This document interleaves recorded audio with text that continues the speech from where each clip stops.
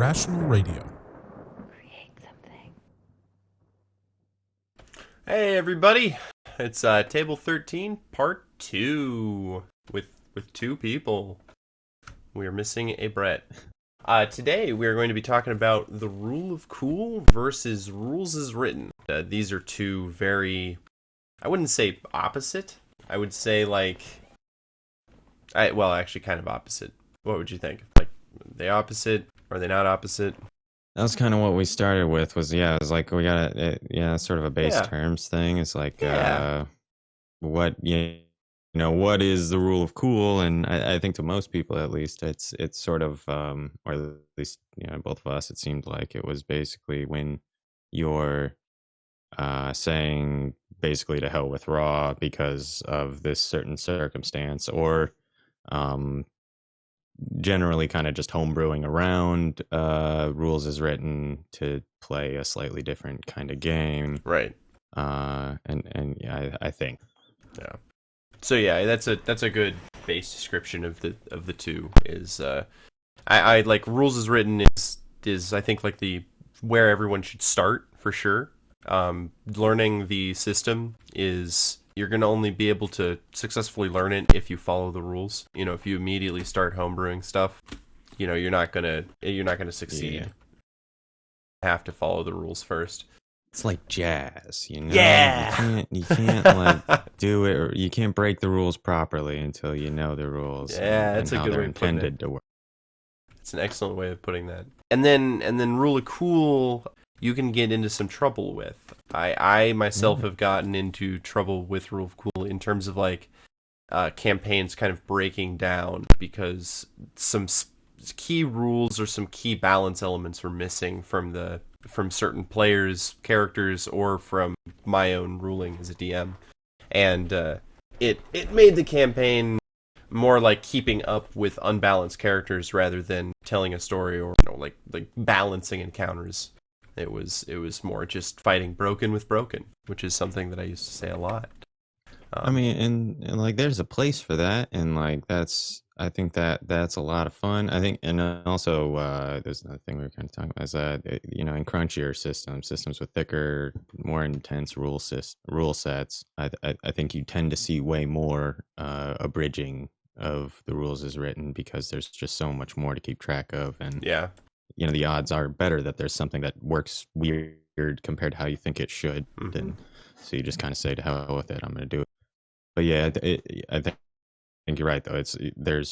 Especially with newer players, if you do it too often, if you're not concerned about the way the rules actually are intended to function or whatever, then you do run into a spot where you may not actually learn the system as a whole. Right.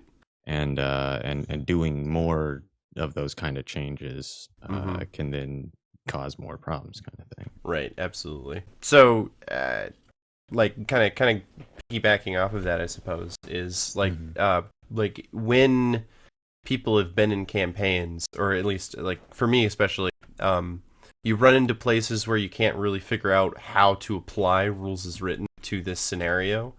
My favorite one I'm going to take from your history is the 3.5 argument that you had with your friend Lee about where druids can actually summon animals.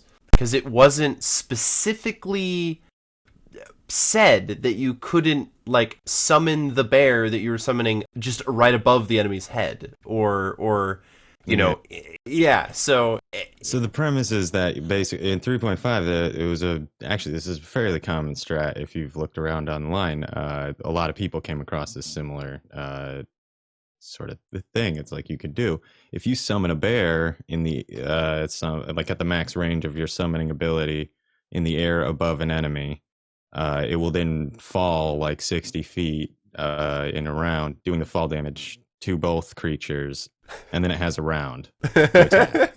So like, yeah, it's like stuff like that like technically that's that is, I think, rules as written, and right, but it's still really cheesy. It's so really like, cheesy. Yeah, you can like rule a cool stuff away. I don't know. Yeah, you can kind of do. It's not always to let people do more things. Also, I suppose. Right. Yeah. Right. Yeah. Exactly. And yeah, and I think that's the other. I don't think that I'm like opposed to play, like I do a ton of like abridging or straight up ignoring rules as written. Right.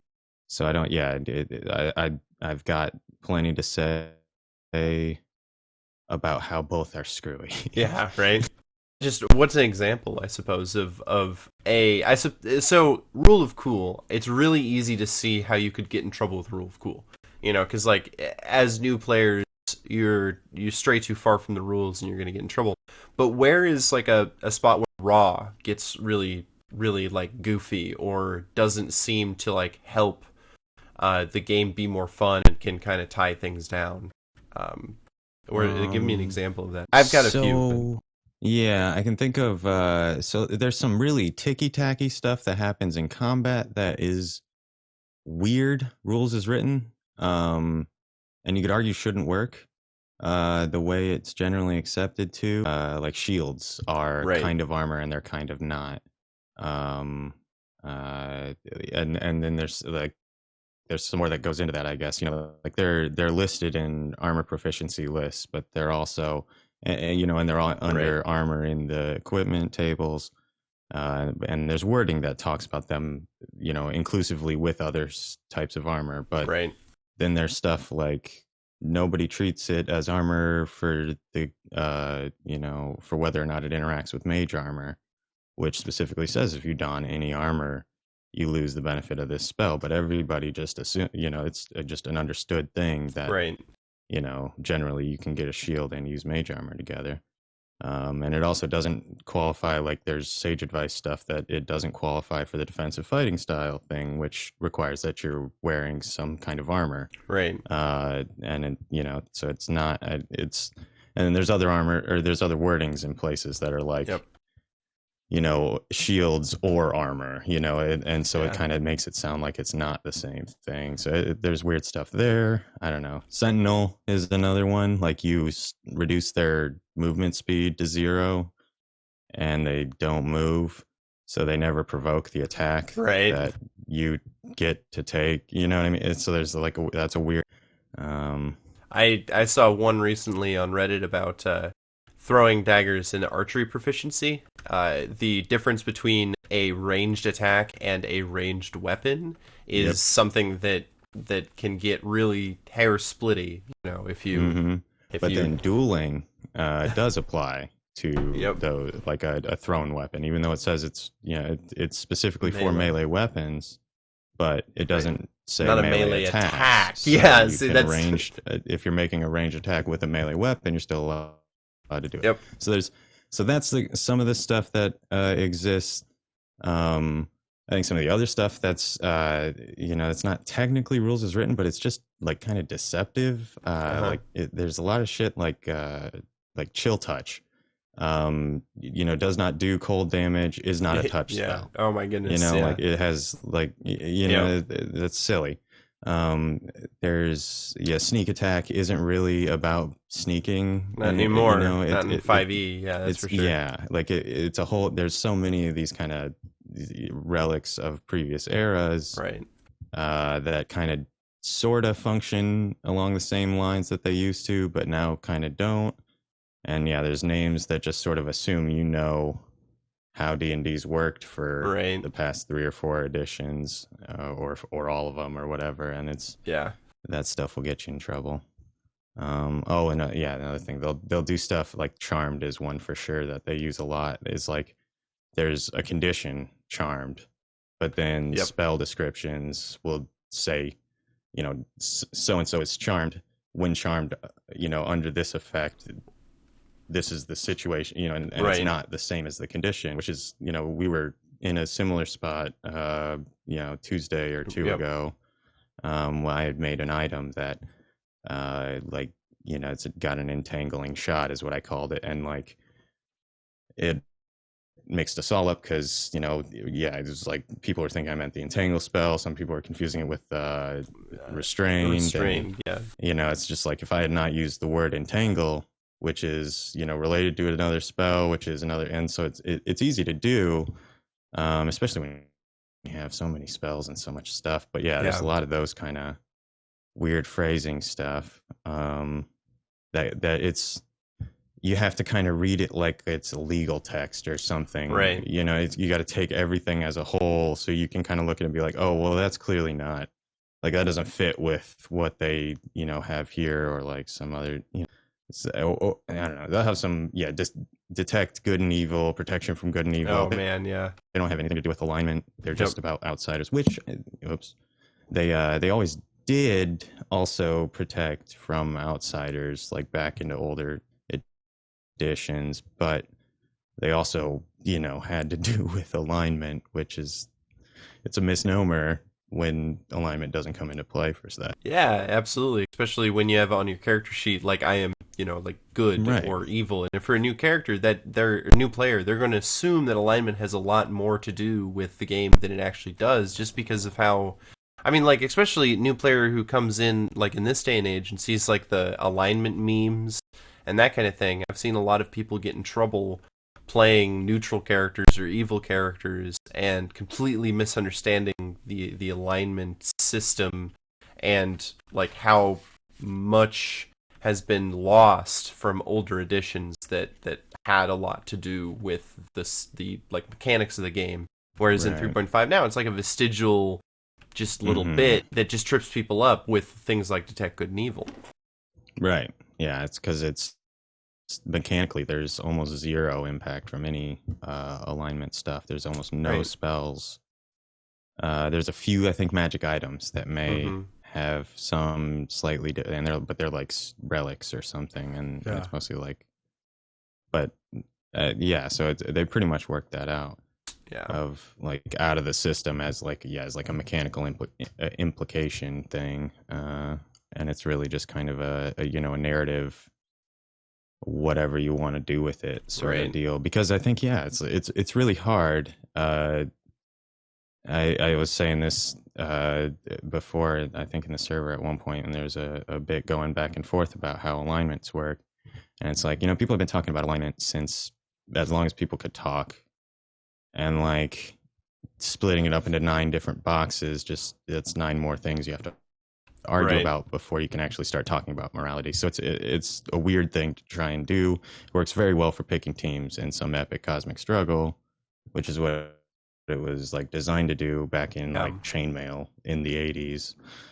But now it's, you know, as a more role play centric game, it doesn't work super well. Right. It's a good springboard, I think. Yeah, it's at least gets people like role playing, I think, too. Yeah. You know, it's a good springboard into like trying to act as a different person than you are now. But yeah, like we've said, it can definitely get people into a lot of trouble nowadays. So like you kind of touched on magic and that kind of thing. Not only in 5e but in other systems, there is like home brewing magic is something that I think can get people into trouble more than home brewing like nitty gritty rules, because you know within like homebrewing rules, unless you're changing like something very important in the mechanics, it's only going to come up in niche situations. You know, like with the druid drop bears, it's only going to come up like in certain combats, like, or in there's at least ways of limiting it, I suppose. Yeah. Less than 60-foot ceilings. Right. Yeah. Exactly. Can't handle that. But All you know, the time. the homebrewing magical items can get you in trouble outside of combat, or can get you into, you know, like situations where you as the DM feel like you're powerless against your players in certain ways.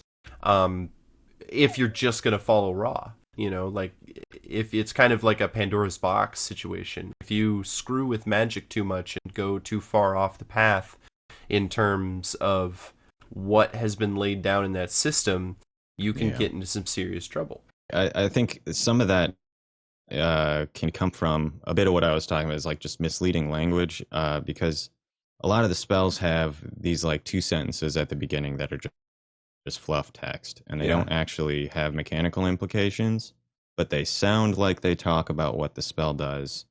And I think they can be frequently taken as having some sort of like concrete implication about how the spell works, when frequently it's like, the next paragraph where it starts, and it's kind of shifted into that like game talk of like, when you do X, Y have, like that kind of much more formulaic, structured stuff.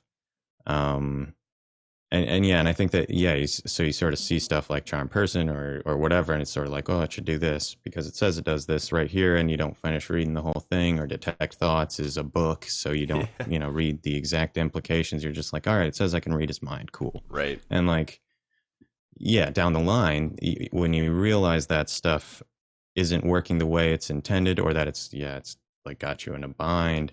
I mean, you can see it in like sitcoms and stuff. Like, it's like, why didn't they just call each other? You know what I mean? Like, they had cell phones, but they didn't have any way of getting out of it. Like, there are devices that can cause huge problems with basic obstacles that you want to use as plot devices. It just usually involves, like, I mean, it's just like, you got to have like that one bar scene or whatever. They look at their phone, oh shit, I can't get reception, and then they can go on and be stranded somewhere, just to explain to the audience, that wasn't an option, kind of thing. Right. Like, as a simile, but it's, I don't, you're right. It's really hard sometimes. If you do agree to something, it's a rough conversation trying to say, hey, backtracking. So I fucked up, I need to take this back. But that's always the best way to do it, I think, is if you realize that, and you can address it and just say, hey, look, I messed up, I shouldn't have given you that, and it's now causing, an issue in this level, because it can, it can build tension or whatever. If somebody's able to cover a role in combat that somebody else was, that was their character's thing, now that can cause problems, or even out of combat or whatever. Like, it's a group game, and the group chemistry is sensitive sometimes, so all that stuff takes working around. So, in your opinion, because I've got my own philosophy on this, but in your opinion, so say you're like a new player, and we got like Anarchy in the Discord asking about homebrewing magic or magic items.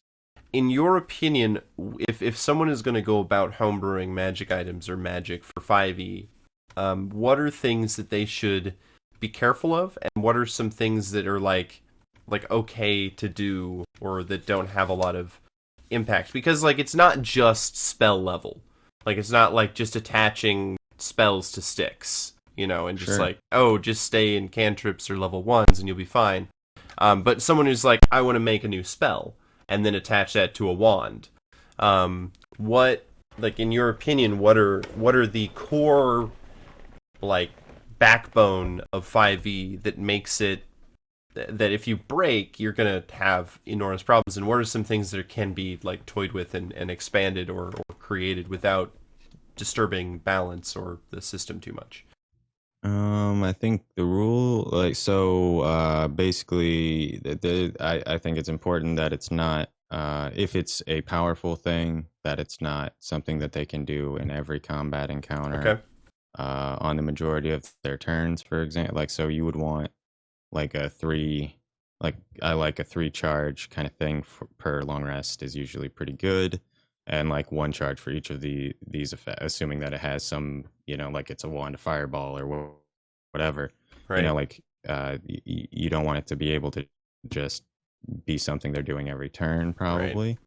You don't want to replace. I think you want to be careful replacing class features and things like that. You don't want to make something that's just an objectively better option. If you're like, when you're talking about making a new spell or something like that, I think you want to start with something that does exist and then tweak it so that it fits in a different situation, or that it has more utility but does less damage, or like, I think you're gonna be safest if you start with stuff that does exist and move from there. There's gonna be some other stuff that's like, a better identify or something. That's kind of gonna be rule of thummy, and see how you do, and work as you go. And with that kind of stuff, I would just take it to your players and say, look, here's how I'm going to try doing it for now. If it turns out that this is a problem or not powerful enough or whatever, there may be some changes that happen to it down the line. I'm trying something new here, you know. But I think, like, generally speaking, when I'm making like a magic item, I try to look at taking features of feats, replicating something like a class feature or improving a class feature. I try to focus on stuff that isn't a class that's in the party. So, like, if there's, I don't want to give the wizard sorcery points or something. Right, You know what I mean? yeah. But like, and then I think if you can give somebody an extra spell or two, if for example with a sorcerer, if they can get like one extra cantrip, that's a huge bonus. So like a situation where they can use Mage Hand or something silly that's a utility spell that they're not probably going to use it to major combat impact, so they don't have to sacrifice some other stuff like that. I think there are some spells that that you can give that don't hurt you too bad.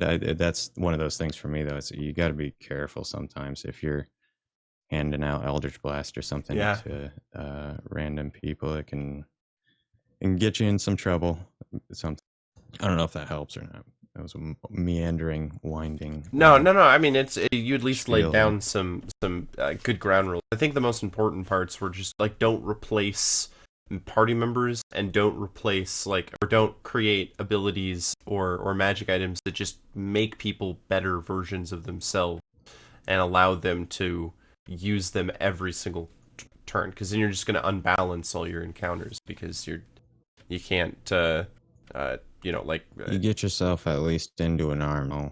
Right. The only meaningful way where they can improve is through more gifts from the DM. Yeah. And then the player's going to have to each wait their turn, and it's not as much about leveling up anymore. It's more about when do you get the next kind of.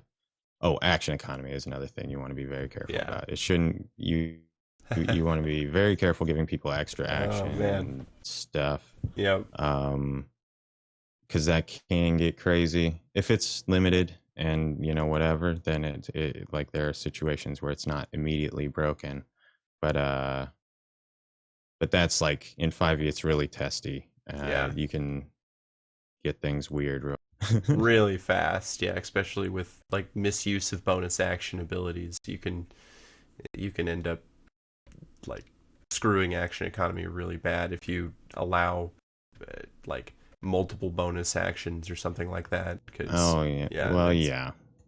that's one of the other weird idiosyncrasies, I guess, is like they called it a bonus action, but they didn't describe the turn as like broken down into 3 pieces anymore, because not everybody gets bonus actions and you can only spend them in certain conditions. But it's like if they had just done like 3.5, it was you had standard actions, move actions, and swift actions, and then free actions were like talking and stuff. But like and it was just like a trade down system. It's kind of what they do now, but they sort of changed the way, like they don't want interplay between, like they don't want you taking 3 bonus actions in a turn, right? Like stuff like that goes back to the action economy being super sensitive, super duper sensitive. But in 3.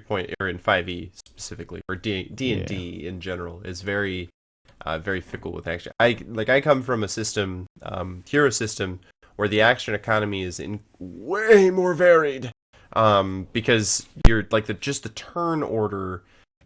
Each turn is 12 phases, and then each character has a speed number that determines how many of those phases they can act. And then within those phases, you get movement. Your like movement is 1 phase, full movement, or you can do a half move and then attack.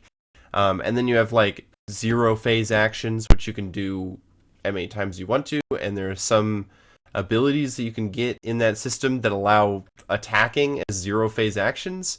So you wind up with a character that can move like 5 times as many times as the other people in the party, and can attack 5 times as many times per their 5 times phases, and you just like can completely unbalance everything that way so quickly.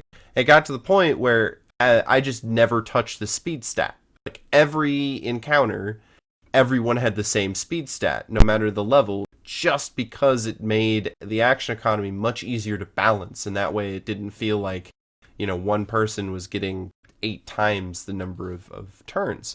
And in 5e, it's much more restrictive. Or in D&D in general, it's so much more restrictive.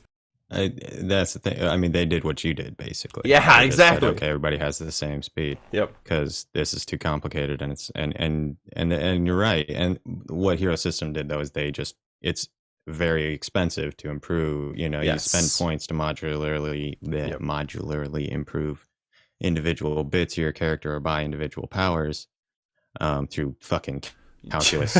Yeah, it's disgusting. Differential equations and shit. It's disgusting. Yep. It's so, but yeah, and so you can get to a point where you've gotten I guess like it does balance it.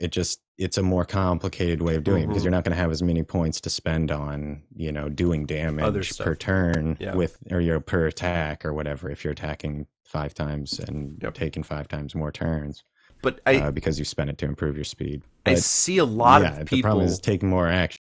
Yeah, I see a lot of people in like D&D homebrew that really try to turn like the rogue or they feel like they should be attacking more than another class because that class has like the tanky build or whatever, and so they homebrew items and stuff that allow them to basically break action economy in order to, and this kind of, let's bring it back to the rule of cool here.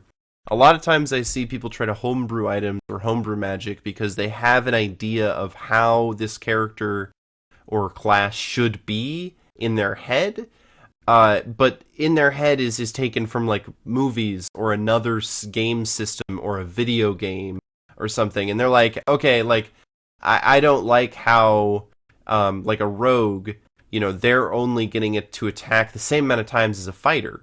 Where they don't get to attack as much as a fighter. Well, yeah, exactly. Yeah, but that's what they do. All they do is swing a sword, I guess. Yeah, rogue gets sneak attack to make up for their fewer number of attacks, though. Basically, is the idea, and that's the thing. Is it's sort of the fewer, more precise attacks, right? Rather than. But you're right. Yeah, it's this kind of misnomer because they're dex-based fighters. Shouldn't they be just in flourishing? I saw a homebrew set of daggers that basically said whenever you attack with these daggers, you get to attack again. So like it doubled the number of attacks that you were able to make with these magic daggers. Okay. But they were it wasn't exponential like it sounds like. No.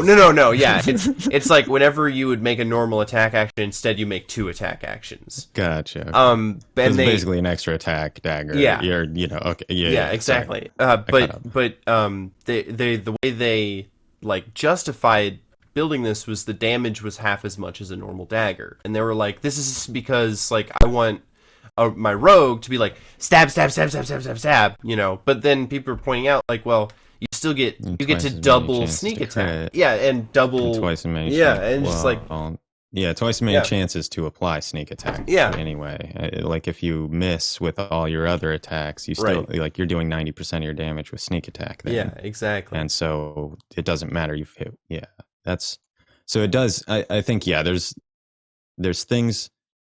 There's another bit that this is more of like a rules as written issue, but it's not rules as written. It's the like kind of like fluff as written, I guess. There's like a lot of baked in narrative stuff to a lot of the classes just because of the legacy of the game. That isn't like required, I guess. Right. You can if you just look at the classes as bundles of mechanical features, you can get yourself away from like, oh well, the rogue should do that. Well, you can make a fighter that does that. It'd be really the same thing if they're a Dexy character that dual wields with daggers and they have extra attack, and you go straight to 20, they're gonna have 5 or 6 attacks or whatever it is a turn. Like it's so I think being willing to say, oh well, like the class says samurai, but like I don't, like it's not going to be an Asian influenced fighter. It's just a fighter that's really skilled. Like they have, they're able to fight strong or what, you know what I mean? Blah blah blah. You bring up a really, really good point, is that like homebrewing does not have to be mechanics. And Yeah. so you just gave me a hilarious thought. So you build a character who's just a straight fighter, but you call them a wizard, right? And all you mean their Gandalf. yeah, exactly. And so all the fighter abilities are their spells. You know, and so like it's not, it's you're still a fighter mechanically, but you're calling yourself and making it look much different from what a sword and shield fighter would look like. You could do whatever. Yeah, you could make that happen if you wanted to, and Right. you could represent armor as some sort of I don't know, whatever. Yeah. You got like some weird rune thing going. I don't know. Yeah, like why the fuck not? You know, like if it's just a narrative change and the Yeah. mechanics are exactly the same, it doesn't matter. It's all just dressing. Yep. So Still gonna play the same. It's just you're using Yeah. different nouns to describe what's going on. Right. And Yeah. that's like I had one of the character in the Rusty Nail that I had he was Sheem. He was an abjurer on paper, like mechanically, but like the narrative concept was he had these like weird machines or whatever that he stole that were kind of Right. like powerful devices that he was still trying to figure out how they worked. And so it was basically Yep. he's still just a wizard mechanically. He still has to prepare spells because it's like maintaining this weird, complicated, expensive equipment. And you know, like learning new things is just figuring out how it works and tweaking it in different ways or some junk like that. And it just it's not, you just change, like you're saying, just change Yep. nouns and adjectives around, and Yeah. and the mechanics are all the same. It doesn't hurt me. No, it doesn't hurt. And I honestly see people get more butthurt over like those kinds of lore or fluff changes more so than mechanics, you know? Yeah, It's that's yeah. you don't if you want to make a martial based character that's religious, like it does not have to be a paladin. Right. You can make a fighter that believes very much in a certain Yeah. god. They just don't lay on hands or whatever. Or a cleric could just be a weird, a wizard with a different spell book. Like Yep. it doesn't have to be, I don't know. Yeah, the warlocks are just another version of a paladin with Yep. bad marketing. Yeah. And bards do not have to be sex pests. God damn it! Like holy Right? shit! Oh, I don't like that. Yeah, that's It's not a requirement. That one is just that's the other one. It's just like Yep. you can not, but no, Right. tropes are fun. Tropes are a big part of why people play D&D. So I'm not trying to say if you enjoy playing the bard that seduces the door, go Right. for it. You do you, but just because you're playing a bard doesn't mean you have Right. to. Or that you're going to be or that your party ought to expect you to either. I've seen that too before, Like, like well, the you're Red Sphere. the bard, go Yeah, exactly. talk them out of their clothes. It's like no. Yeah. like, It's not. that's bards don't have to play music either. Like I mean, Right. you can strip all of that and just put everything that they do into like oratory or whatever. I've seen like any cooking. other- Cooking is actually Nice. good. That's a good Yeah, you one. can do cooking bards, and that's actually like a legit. Like I think that one of the rules guys like tweeted that it's like, hey, like bards do not have to have magical abilities. It's or not like musical abilities or even like speaking. You can be any kind of artistic, what have you. 3.5 bards. It was you sort of could pick whatever Right. performance, kind of thing you wanted, and they just sort of said it's easier. We'll just say it's your instrument, so we can say that's your spell focus, Yep. so that you don't have to have components if you don't want to. Basically, Yeah. which whatever. I mean, most people played a bard with as a musical hero. Yeah. But yeah, not required. And you can just be like, a sort of roguey person who understands a bit of magic or what. Yeah, and exactly. like that's, or like a noble, like you're, just like a generally skilled person who's had training. And like, that's the other thing is like rogues don't have to be criminals. Like they could, Right. like having all those edgelords. skills. Well, yeah, but like just because you're playing a character that has access to thieves' tools doesn't mean, I guess, that they have to be like A from the thief. bottom of Yeah. the barrel. Yeah, like Or they could from just the bottom. be. Yeah. They could be like, oh no, like he makes like traps or something. He's like it's a different play on a tinker. Like he's an inventor or something. I don't know. There used to be a whole like dungeon delver subset of rogues in 3.5 as well as kind of that same sort of theory. But yeah, you guys, I think it can be done. You can sort of just tweak whatever. And yeah, people ask like, well, what class fits my background sometimes? And if that background doesn't include like how you want to kill stuff, then you can really make any class usually. Yeah. Absolutely.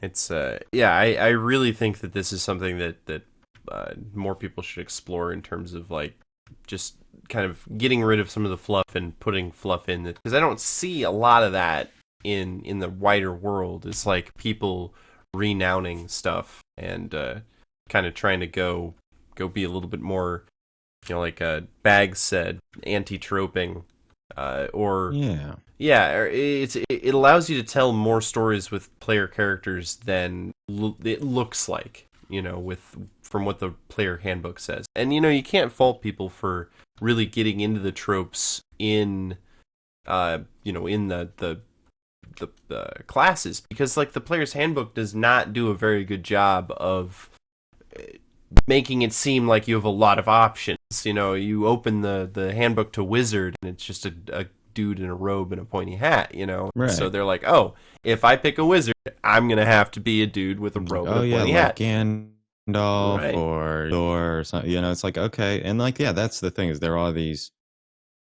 tropes in our heads, kind of understood concepts of how the characters or classes sort of should function. But I mean, yeah, it's all just, they're mechanical skeletons. You can wrap whatever narrative flesh you want on. Exactly. And they'll still work the same. And that's the important part, is that like the balancing is there for a reason, if you want to play that kind of thing. So there is, and I kind of feel like we're getting on the side of rules as written is usually preferable than rule of cool. But I have some of the best times in my role-playing career have been because we went with rule of cool rather than sitting down to rules lawyer for 30 minutes, and for sure. It has led to a lot of problems. And I know that we've talked about this before, and we are kind of on the opposite side, because like we were talking about setting this up, and I was like, we should talk about times where home brewing or rule of cool has just completely destroyed a campaign, and Mr. E here was like, oh, that's never happened to me, and I was like, oh, well, that's something that we can talk about then. It's not a regular problem. Yeah, no, it's like I is always forever, get I always am dealing with that eventually in my campaigns, just because I like to throw my own shit in there. Especially, I'm really bad at like, oh, that's really cool, I'm gonna throw it together in 2 hours and then give it to the players, and then 2 weeks later I'm like, oh boy, man, that's the implication. Yep. And then I'm doing the things that you said, like, your cell phone goes dead so that the writers can write an episode without cell phones. And so then it's like, oh, sorry, your magical power boots. The floor is made of anti-magic power boot material, so you can't use those here. And so it's just it's that there is something to be said for like if your table is having fun, and if there is if there's like a air of understanding, and really like trust that the DM is not trying to screw the characters. It can be fun. Like I have Shady's not here, but I'm still gonna tell this story because it's great. In Hero System, the character creation is there's like a point pool, and you have to buy up to those certain points. Well, there are limitations on on certain things that you can buy at the very beginning. So like you got 100 points, but you can't put all 100 of those into speed and just make a dude who's like a stick, but really, really, really fast. Because you can still unbalance the fuck out of the system that way. Well, I, as a very brand new DM, did not heed the system's advice very closely. And Mr. Shady put together a gunslinger that at level 1 basically could headshot people 70% of the time. And like a headshot in Hero System is like 5 times damage and like 8 times stun. Hit locations. He had like a bunch of penalty modifiers against locations, and so he could just like take people apart with a gun surgically. He could literally do surgery with guns at range eventually. And so, rather than basically go, okay, we're gonna have to, like remove some of these penalty skill points, I just started doing shit like, these people have heard of your legendary ability, and so they've had helmets specifically made to not get shot in the head by you. Just you, because you've a whole industry. Yep, whole industry around not getting shot in the head by one Penny Lenny, the pirate god. Or I got to the point of like building people that had reflect and deflection, or deflection and reflection, so that if he shot them, they could use their sword to bounce it back at Lenny with the same points that he shot them with. Yeah, exactly. And so it could. But then Lenny had the ability to shoot bullets out of the air, so it just turned into him shooting once, the bullet bouncing back at him, and then him stopping the bullet with another bullet, which was a fun thing to get into. So but like that campaign, to be fair, that's Shady, in a nutshell. If you want somebody to break something, just give it to him and be like, how do you want to, how is this going to be broken? Yeah, abuse the shit out of this. Find a way. That's why Hex disappeared in Dragons of Paralandia, because I was like, oh god, I gave a monk the ability to hex people. Jesus. I would argue that that's not that bad. Because of the synergy that has to happen there. That's several turns of setup. It's only on true. a single target. It's only on a single target, but still, also, it was the most effective on a construct, which should have been immune to being stunned. Yes, you're right. But I didn't think about that until I went away recently. Right? But it's like, you're the editor, so you know. You get that, like, oh god, we fucked up here. Like, oops. Yep. We're not. So, but that's the like you can, but like going back, like that one Penny Lenny campaign and like that, all that shit was like really, made me fall in love with role playing. Like that campaign was the fuel that led me to be here talking to all of you now, and it was ridiculous, and the rules were flagrantly broken. I mean, I'm pretty sure they killed an entire tower full of people with a presence attack, which they just rolled so many presence dice, everyone's eyeballs exploded. I remember hearing this story, like everybody's heads exploded. They were so impressed, they all died, and that was not how you did it in the rules, but it was still. I mean, I'm still talking about it now, and if we had done it by the rules, it wouldn't have been something that I would bring up now. I wouldn't have remembered it. That's the thing. It's like, honestly, in my experience, the most memorable times are when we just leave the rules behind and do something crazy nuts that somehow like makes a good story. But I know that there is another side to that, and it's just like, there are times where if you followed the rules really, really well, you could end up in just a crazy of scenarios where you're like, oh my god, I can't believe we made it out of that. And, we followed the rules and the dice just were in our favor, and we got out of that encounter with like 5 hit points among 4 people. And, we followed the rules and it was great. So, it really depends on the DM, I think. And once you get into, your own like comfort level, you'll have more and more, especially with the system. I'm very uncomfortable with 5e still, because I've only been role playing it for a couple of years, where in, Hero System I've been running for a decade. And so it's a little bit, what you're comfortable with in terms of like how you're gonna how you're gonna approach homebrewing, how you're gonna approach like when people do things that are outside the rule book, whether you're gonna like sit down and have a conversation for 15 minutes, or you're just gonna throw the rulebook over your shoulder and say this is how we're gonna do it. It really depends on the DM and the table, because there are gonna be some people that are like, oh, I hate this DM because he sits down and he, every time we have to cross a bridge, it's a 15-minute conversation about how we're gonna use rope, according to the rule book. Attacked. But then, you got other people that are like, I don't like this DM. Every time we're in an encounter, there's a homebrewed situmagig that makes my character either unprepared or useless in this encounter, and it's not great. So it's just like everything that we're going to ever say in Table 13. Yeah.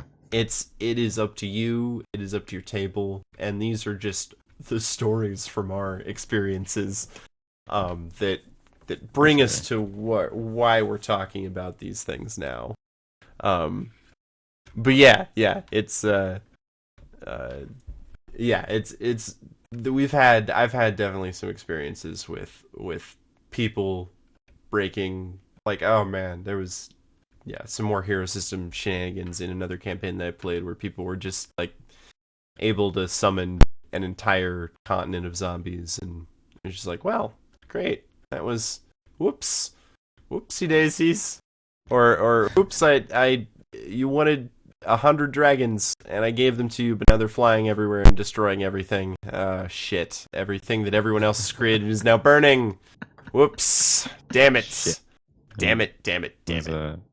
I was in a game. I wasn't the DM for this, but I was a player in a game where we had a necromancer in the party who had a bag of holding that was full of shades that would literally, like, not full because they don't take up corporeal space, but had an ever-growing number of shades, because every time they would kill something, it would rise as a shade that was under the control, and so you just keep so we didn't have to. He just opened the bag and combat would end, and it was just it was like really funny. And then like 2 sessions later, the DM was like, okay, dude, we gotta and the character was retired and like moved on. We had picked up those, but like it was because it was very funny, it was entertaining, but yeah, it's like we couldn't do anything in combat. Basically, it was like, well, we'll just wait for him to pull out the bag of ghosts, I guess. The ghost bag. Yeah. Oh my god, that's terrifying. But like we had some really funny things happen as a result. Like we weren't concerned about other things, so there was like this random conversation with some dude in a prison cell. That same guy, actually. No, now that I think of it, whatever. Somebody used a ray of innervation, which sucks strength, to like get this guy to 0 strength so that he was limp and like drowning in a puddle of water later, and like had the spell slots to do this because we did not expend them in combat, because we just had a big bag of ghosts to do our turning. So like I get like you're saying, sometimes if you're having fun, there's no wrong answer, right? So like whatever, fuck it. The balance can be damned right out the window if everybody's laughing and having a good time. It's just, if that stops, that's one of the things you can look at. Yes. To like try and get the old ball rolling again. Yes, exactly. Like the road to having fun is really, really, there's a lot of branching paths to fun. And some of them can follow more closer to the rulebook and some of them can't. Honestly, really, when you want to follow the rules most closely, and this is just like, again, kind of a little tangent, but from my experience, if you're running a dungeon where you have a battle map and they're moving square by square, clearing rooms and looting treasure, you're gonna want to be you want to be closer to raw than not, because in that kind of scenario, you have things like cover and flanking and that kind of thing, where it's really gonna, every single encounter, whether it's a puzzle or not, is gonna really rely on how you make rulings to determine the outcome. Whereas if you're playing a campaign that's more like narrative based and you're vying for the fiefdom of a kingdom, you can be a little bit more loose, I feel like, with the rules, or maybe just because you don't apply the rules as much, they don't feel as heavy, at least in my opinion. Because like when I'm running 3 or 5e dungeons, I'm like worrying about how much cover each of the tokens have and all that. But when I'm like running a court case where a goblin is trying to determine whether he owns this mine or not, I'm not going to be worried whether he has half cover behind the benches unless combat begins. But it's probably not gonna, because there's so many guards that he's just gonna get slaughtered if he tries anything. So yeah, it's just in my experience. I'd like to make a motion. It's just, yeah, in my experience, the attack motion. Yeah, it's just those kinds of campaigns are much more free from rules written rather than like the really dungeon crawling campaigns. So if you're running a campaign and you're like, okay, this is like an adventure zone campaign where they're going in, clearing a thing, coming out with a special item, and continuing, you're going to want to probably lay off the homebrew a little bit more than if you were doing like a political intrigue campaign. This is from my experience, like in just okay. Yeah, I would say I've noticed. would say that. Well, if you the adventure zones that you bring up, I think that they're okay about rules as a general rule. Yeah. But like they're not like perfect by any stretch. Right. There's a lot of rule of cool that happens. So it's I think you can it is more about how much you're like how much your DM wants to go with it, how much your players want to go with it, and like what is an acceptable solution to some of the questions that come up at the table. Because there is a lot of stuff that's like, shit came up in the Gods of Aether and this last Tuesday or Monday here.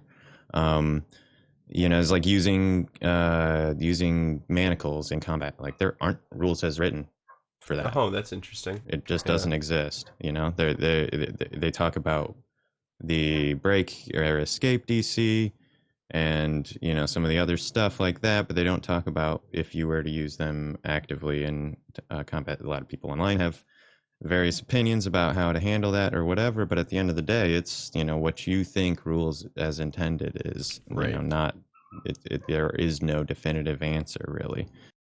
I don't know. Yeah. Everybody's like, oh, well, they're manacles. Have you seen medieval manacles? You can't do that. It's like, have you seen locks? People can do that as a, thieves can do that as a fast hands action. So like, meh. But, I think, I don't know. Yeah, there's a lot of this stuff that I don't like about, the way rules as written go, that like unnecessarily punishes some people. I don't know. You got like you can't like martial class can't ready like a whole attack action. Right. They just attack once. They don't get the bonus or the benefit of extra attack if they ready their attack. It's like, well, why? Like why? Yeah. So you gotta make a tactical decision and potentially not make your attack, and like you're gonna get to make a worse one on top of that. I don't know. So like I'll absolutely work around a lot of stuff like that. And I think as long as you're consistent, there's nothing wrong with working around the rules and saying, to hell with it, I'm going to do what I want to do. And even if you want to occasionally just say, okay, this time it's a really cool situation, fuck it. Yeah, this isn't going to work usually, but we'll let it fly.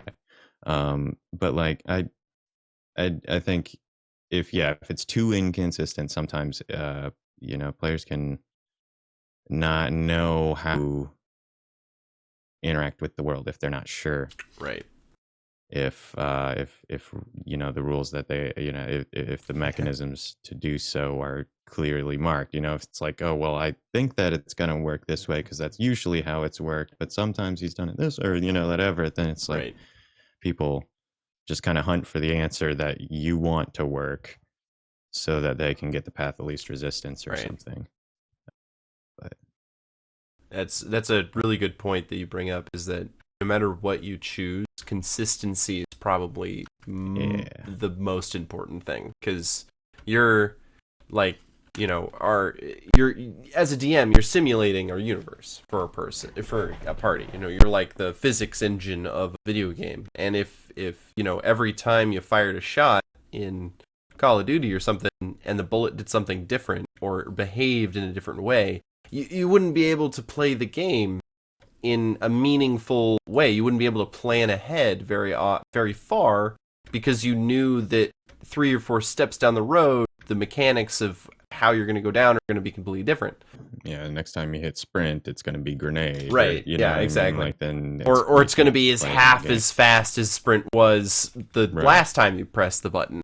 Or along the same lines, be consistent among players as well. You don't want to be like, okay, well, I'm going to let the rogue, or like something I see sometimes is like, I'm going to let the wizard regain the spell slots on a short rest, like a warlock. And that because I want to make it easy, or my wizard player is bitching that they got to take a long rest to regain the slots, while Right. another class is less, and it just kind of it makes it so the warlock, like you say, it kind of replaces the warlock. You just wind up with 2 warlocks, one that can cast a larger list one of that spells. just has a way bigger spell list. Yeah, exactly. And more spell slots, and more utility. And so it's sometimes, what seems like it's just like, oh yeah, let's do it, it'll be cool, or what's cool for one player may not Right. be cool for the rest Yeah. of the party, I guess, is something to keep in mind. Yeah, and so you want to be consistent. If one person is getting their stuff back at a certain rate, and because you're making a concession to them, you should try to do that with all the classes. But if you can't make it even, don't do it. If you it's really don't yeah. show favor. Yeah, general rule of thumb is to avoid showing Yeah. favoritism in any way if you can. You don't even want to look like it.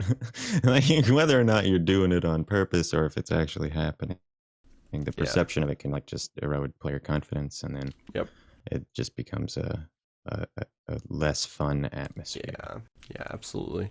Yeah, favoritism through class or people is not a great way to build a fun group.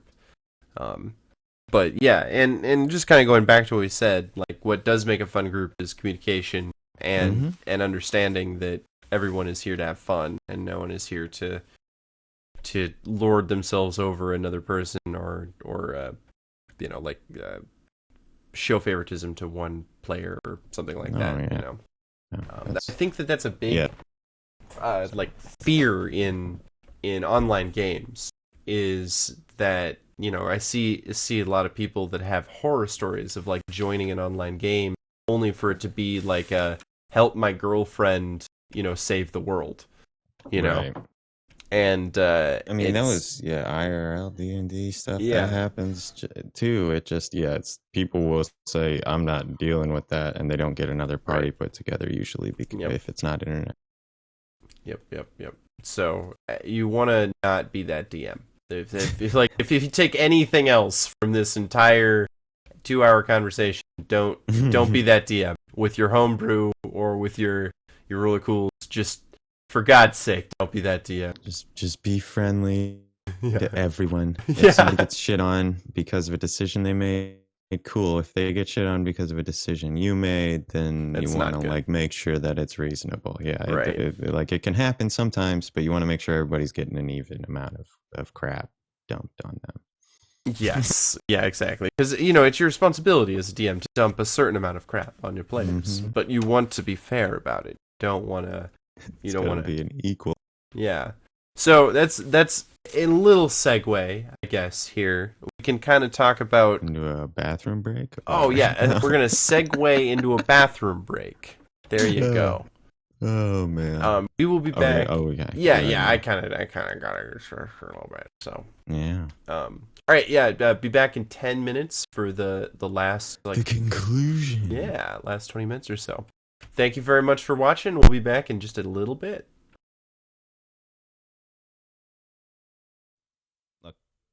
No, Sam. All right, fine. Captain, I promise. No, I'm taking this very seriously. I'm going to do it. It's going to be great. Don't worry. Brought here, under the authority of the king with an announcement with the intention of serving the public by the order of the king. I have been instructed to inform you that a small community of goblin refugees from the east have been permitted to live within the borders of the kingdom in compliance with the Green Ear Treaty signed 50 years ago. Which I gotta say, I looked into that and I just want to applaud the stunningly progressive language I found in there. We were only referred to as the murderous little green beasts 7 different times. Great job, everyone. Really, I'm just impressed. It continues. There is no cause for alarm, as the king and his court will be taking every precaution to keep you, your family, and your property safe during this trying time. Yes, because the goblins, that's... that's what you gotta worry about. No, definitely, that's it.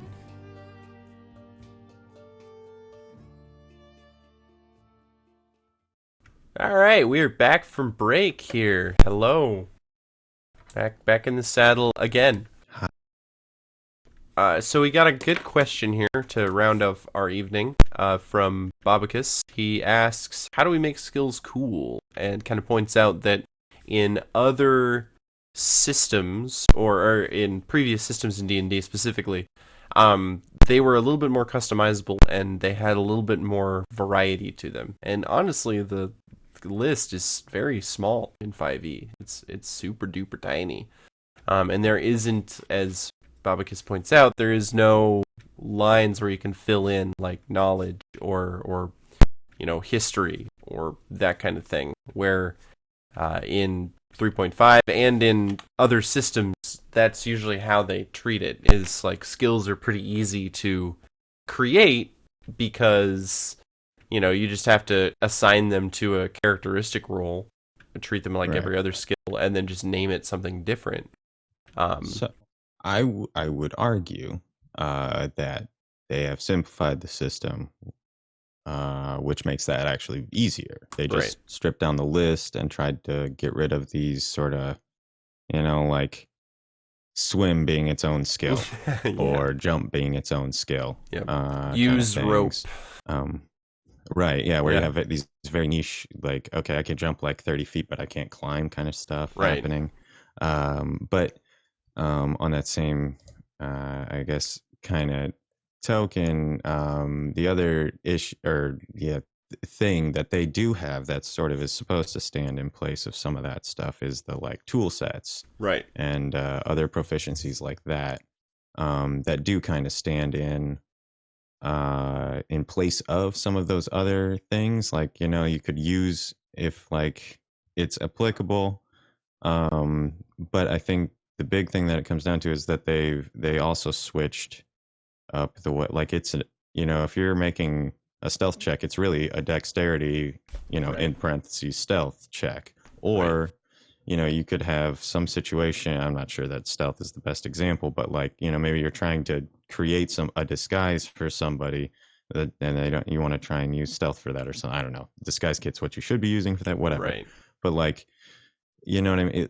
There's a lot of overlap because of the flexibility that you have by being able to switch the ability scores around. So I think that's some of it, is that your DM can say, okay, I want like, a sleight of hand, an intelligence sleight of hand check to see if you're, familiar with, or the, whatever this guy's trying to, the trick this dude's trying to pull with the coin right now, or something like that. Interesting. To try and do some of the things that used to be done. But I do, there is absolutely a more streamlined list. I need a sleight of hand check with strength. Right. I need you to see if you can rip this man's dagger from his belt without him noticing. Like, but yeah, that's interesting. And then Babicus points out, like a negative and positive trait that dealt with that skill, and that's interesting. And then go on. I was going to say another thing or another system that handles it sort of differently is sort of the Monster of the Week kind of was where that Age of the Apocalypse or I can't remember what those are, but the Monster of the Week style games, you can do that stuff and it's like much more open ended. But yeah, as I think you're kind of saying, you're limited then by your own imagination rather than the format of the game. But it does put you, I think, in a position where, like the conditional successes stuff. I think that's a very cool element that is there that you could make that is transportable, I guess, across. It doesn't really help with directly what you're saying as far as making skills more interesting or making them less of a tax on the party, as far as like, somebody has to have a decent perception or whatever, things like that. I do think that having parties that don't cover those boxes is a lot like having parties that don't have a proper tank or whatever. It does force you to solve problems in different ways and allows the party to run into certain circumstances that other parties wouldn't, which isn't always a bad thing, I guess. Like that can make for an interesting and different dynamic. Yeah. But yeah, it doesn't necessarily outright solve it. I can say it's not a bug, it's a feature kind of thing. Right. That doesn't make it go. And then there's I have seen on Reddit for skills where someone has instituted a kind of like a level system for the skills in 5e, where you're able to spend like a certain number of XP to like add proficiency, or not proficiency bonus, but basically add pips to your proficiency bonus with this skill. Going back to like a rank. Yeah, so exactly. Like 3.5. Basically, you buy up your skill modifier kind of a concept. Yeah, I think that works, but I think in 5th it's a little clunky. It's like it's unnecessary because you have like proficiency 10 skills. Yeah, so, also like, that why too. Yeah, would you? I don't know. You're going to be able to pick 4 of them. So like, I mean, or you could put like a +1 in like all 10 of them, but you're still going to end up with basically the same distribution. And that was the thing with 3.5, that it's like, yeah, technically you can branch all your skills out and take way more, but it's suboptimal. Like you should, with the exception of knowledge skills, having like 1 rank in about 100 different knowledge skills just lets you make checks on that, and that's worth it. But but like with any other kind of skills, it was sort of like, well, why? Like, well, why would I do something that like I could, if I just put all my ranks into persuade, I could, or whatever, I guess diplomacy it was back then, and just like not fight anything ever again because I have a +20 to my roll now or something. I'm dealing with a druid in one of my games who is like a +11 to animal handling and keeps rolling 19s. And it's just like, God damn it. It's like, it's a 30. Yeah. Like, yeah. Jesus. Can't really say no to much. Yeah. You can get a 30 on the die. I mean, the wild animal isn't like your pet, but it's not going to attack you. It doesn't hate you. No. That's, you do get into spots with skills like that where there's sort of a top end. But that's, I think, the thing that's cool about, like, yeah, you know what? They're like at level 10 or whatever, where unless you're a rogue, where you can get like an 11 modifier on some. It's actually probably higher than that. But okay, let them be Disney princess or whatever. You know what I mean? Like, that's fine. That's a minor thing compared to the other things that they're able to do. Right. So I think incentivizing. So I guess another thing that you can do to make skills cooler, I guess, is have more narrative implications for skill-based interactions. So if you can try and like make a conversation important, in the sense that like, well, it'll make this next encounter easier or harder, or we'll have assistance in this heist that we're trying to accomplish, or whatever. You can like, I usually don't like deciding those kinds of interactions by a dice, or by the roll of a dice necessarily, but I do like to direct sort of the feeling of the NPC with like a persuasion check or something. We which I guess talked about this a last bit week. Yeah. Yep. About how to. If you weren't here, Bob, because we, all three of us, and like me and Mystery and Shady, just kind of talked about how, charisma-based skill checks don't determine what the character says or does, rather how the NPC reacts to the role playing that the player character put forward, or at least, the very least, the sentence that they want to communicate to the character. So. Oh yeah, he's. Yep. So all right. So I would argue that's probably not true, because the odds of a wizard having athletics as a proficiency is pretty low. Or if you're a wizard that took athletics, that's like an odd choice. Generally speaking, I guess you could do it. I think it's class skill. I'd have to look. It might not even be, but without your proficiency bonus, you're actually significantly worse. Yeah. And if that barbarian's raging, then he's now got like an additional +5 effectively to that roll. And it gets, because he's making it at advantage. the difference gets larger as you level up because your proficiency bonus goes higher. So if you have athletics and the wizard doesn't, but you're only getting a +2 at level 1, you know, once you're level 10, you know, it's going to be, at level 1, especially in 5e, is you're all equally awful, basically.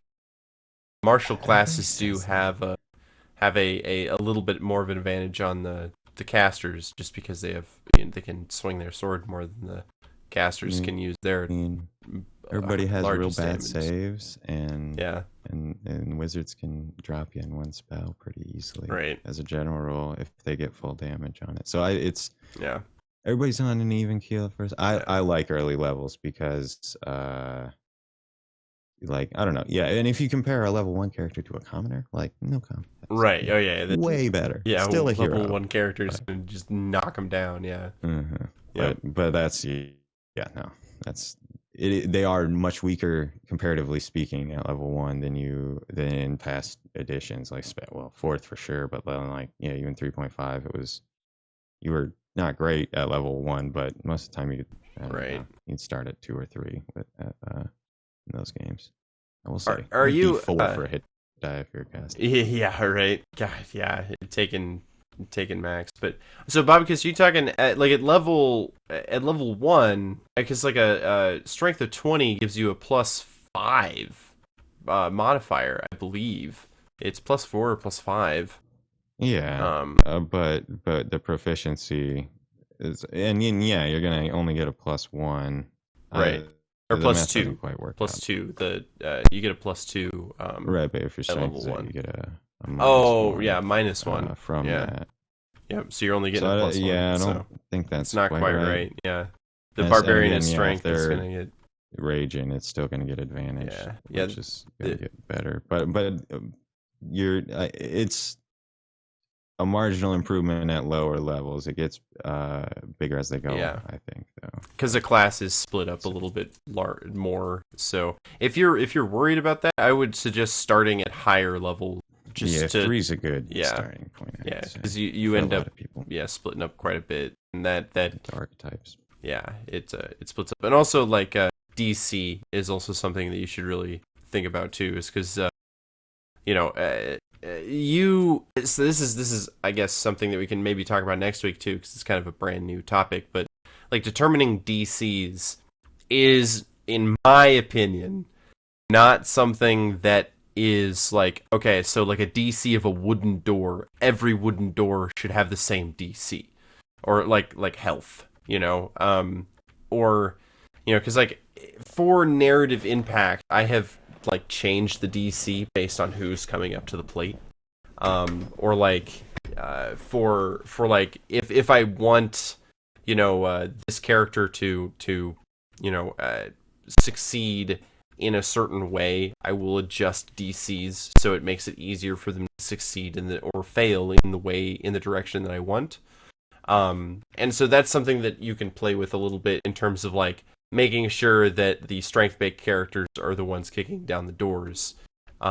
Is if you set the DCs to the point where the weaker characters can't break the doors That down, is and the doable, stronger you're right. characters are the only ones that Unless are they able roll to. a 20 Right. or something, and then it's Yeah. like, well, yeah, okay, like, you know, if they got like a 24 or Right. something, it's like, fine, yeah, absolutely, break the damn door down, that's fine. But yeah, And so, like, I will say there are stats for wood HP and break DC and Right. things like that, so you Yep. could use a standardized answer, and I would try to, but if it's a door that I don't want you to kick down, it's going to be like 3-inch thick metal. right.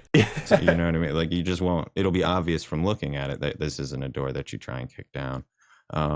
And I'll spend way too long describing that fact. But like, but that's, I think, personally though, I don't care who's kicking the door down. If somebody wants to kick in a door and they roll over a 15, they're probably going to kick it in, unless it's a door that is somehow specifically reversed or reinforced. Designed not to be kicked down. Yes. But I do think that there's like an exactly.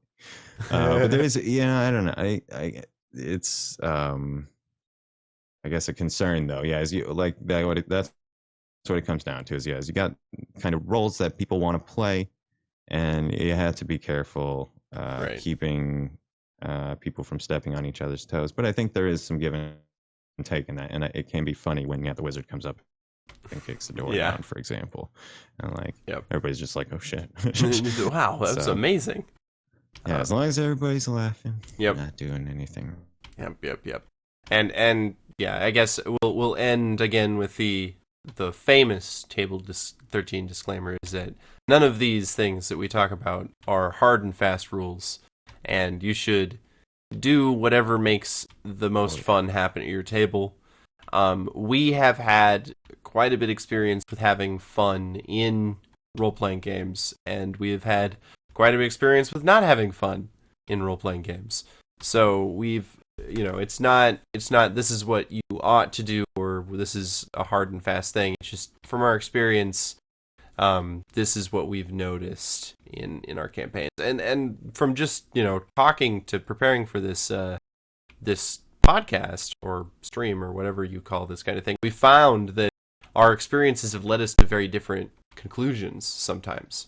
Where we disagree on what would make sense or what would make the most fun, and that's okay. You're gonna have disagreements with every DM, and that's another thing. Like kind of in this age too, where we're approaching DM or like Dungeons and Dragons is like a mainstream hobby, which is weird.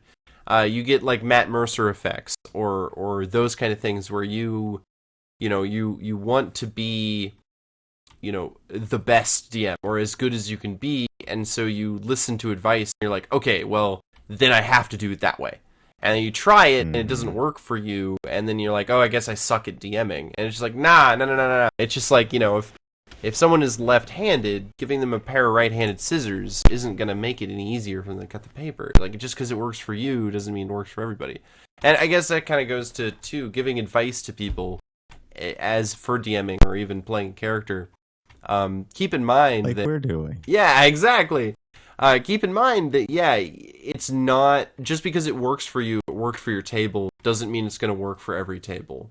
There's so many variables. In any situation and circumstance like that. What's fun for you, what's fun for each individual person at your table, and the compromise between all of you is going to be at a different point than ours tends to be, and that's you never know what that means, I guess, until you screw it up and have like, okay, sorry, like I didn't mean to.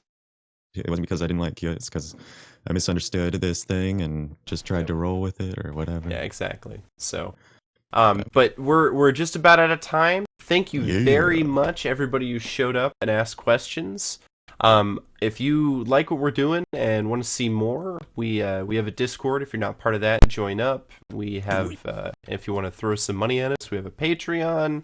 If you want to see some creators that we've got in our group, we've got a link down there to Nice, who's helping me draw up the other Friday stream, Vault of the Cafeterian, showing tomorrow night, part 2.